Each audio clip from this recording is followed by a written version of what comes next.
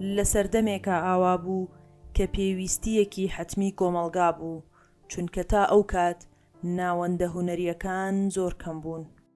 ئێرە تەنیا گەلەریەکی ئاسایی نییە، بەڵکو ناوەندێکی ڕۆشنبیری و پێگەی ئەدیبان و هونەردۆستانە.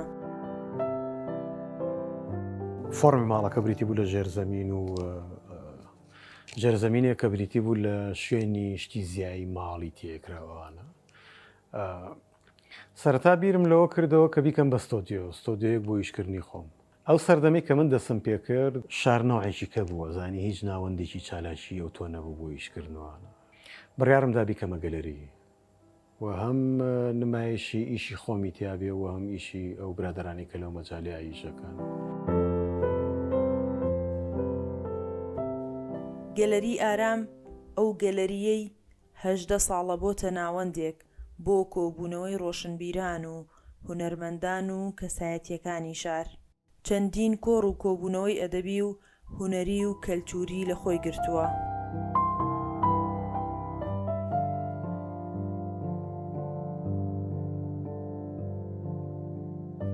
ئارام عەلی و هاوژین و مناڵەکانی خێزانێکی هونەرمەندن، بەشێکی ماڵەکەیان کردوتە گەلەری بە ناوی گەلەری ئارام. ئەو دەڵێت گەلەریەکەی تەنیا نمایشی کارە هونەریەکانیان لە خۆی ناگرێت، بەڵکو ماڵێکە بۆ گفتوگۆ و ئاڵوگۆڕی فکر و بیر و ڕاجیاوازەکان، بەدەر لەوەی چەندین چالاکی و نمایشی هونەری تێدا ئەنجام دراوە. وەشتێکی کە هەیە کە لە گرنگە لەگەڵ خودی لەو حەیە و لەگەڵ ئەم بەشەی هونەر ئەوەیە کە ئەدەبە بێ حزوری هەبێتایە و مۆزیکە بێ هەبێ و فلم هەبێ. ئەم گەلەریە وەزیفەکەی بەس چاو نەبێ، ینی بەس چاو سیرکەیت و بڕۆیت و پێویستی بەوەیە قسە بکەیت و گفتوگۆ بکەیت و لە شتەکان تێبگەیت و زۆرێک لەو بابەتانی کە کراوە ڕەنگە زۆرێک لە خوێندکار و ئانی کە تازە لەو بوارەیە ئیشیان کردووە، زۆر کاری نوێیان بینیوە، زۆر گفتوگۆی نوێیان بینیوە کە هەستیان پێ نەکردووە. چکە لە بیرن نەچێت لەو زەمانەیە مەسەڵەن دنیای نێت و ئەوانە وەکو ئێستا نەبوو و هیچ شتێکە دەست ناکەوت و زۆرینەی ئەو شتانی کە پیشانمانداوە زۆرێکی لە دەرەوە بۆمانە هات و ئەو سەردەمە حتا لە ڕێی کاسێتی ڤیددیۆ عەرزیە و ئیشانەمانە کرد و ئیفەنانە عالەمیەکان و هیچ جۆرێک لە ئیشە تازەکانی کە لە دنیای هونەرمەندەکان دەسی بووە بن.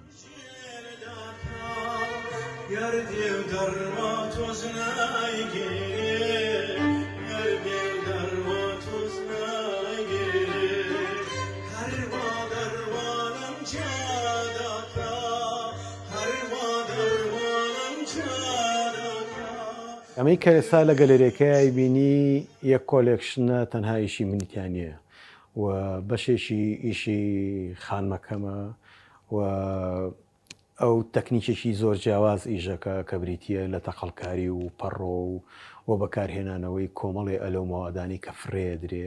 بەشێکی کەیان هەندێک لە ئیشی کچەکەمە کە ئەویش دیسانەوە دەستێکی هەیە لە ڕسم و لەو اختصاسەکەی ئەو زیاتر کۆمپیوتەر و ئانەیە.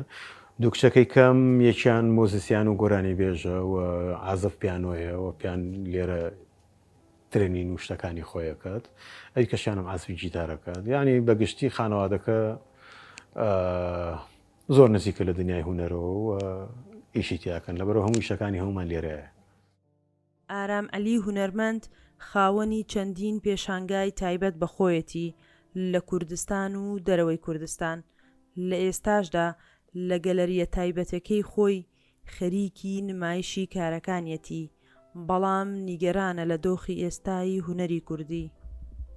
تا ئێستا 3 بۆ 4 پێشانگای تایبەتیم هەیە. یەکێک لەو پێشانگایانم لە وڵاتی میسر لە قاهیرە کردوتەوە، بەشداری کۆمەڵێک سمپۆزیۆم و ئەو پرۆژە هونەریانی کە لە دەرەوەی وڵات کراوەکو قەتەر و هەندێک شارەکانی کە بەشداریم تیا کردووە. پێویستە هەدفێکە دەبێت کە بۆ پێشانگاکەی وە چی تازەت کردو لە ئیشکردنەوە چ تەجروبەیەکە کاتێک خەڵک بیبینێت. ینی بە خۆی بە بڕای من کردنەوەی پێشانگا مەسئولیەتێکی گەورەیە. پێشانگارەوە نیە ڕقم کۆکەیتەوە کە چەند پێشانگا دێ. سەیرەکەی زۆرینەی بینەر تۆراوە لەو پێشانگایانە یاخودەوەنە پێشانگاکان ئەمەنە دووبارن، ئەمەنە فۆرمەکانی نزیکن لەیەکەوە. یعنی من بۆ خۆم زۆر پێشانگا هەیە زۆر گرنگ نییە بەلامەوە بچم بیبینم. بەداخەوە لێرە دۆخی هونەر بە گشتێکەی تەنها شێوەکاری نییە، هەموو بەشەکانی بێ ئەندازە لاواز بووە.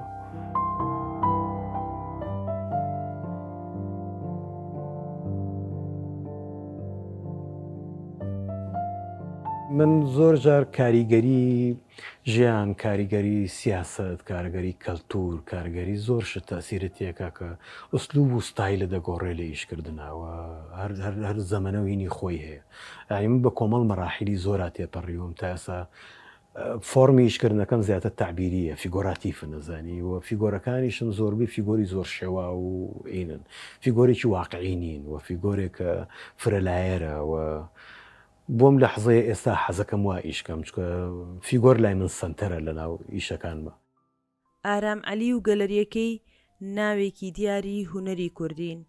ئارام بە ڕۆحی هونەری و باگراوندێکی فکری تێرەوە بەردەوامە لە کارەکانی.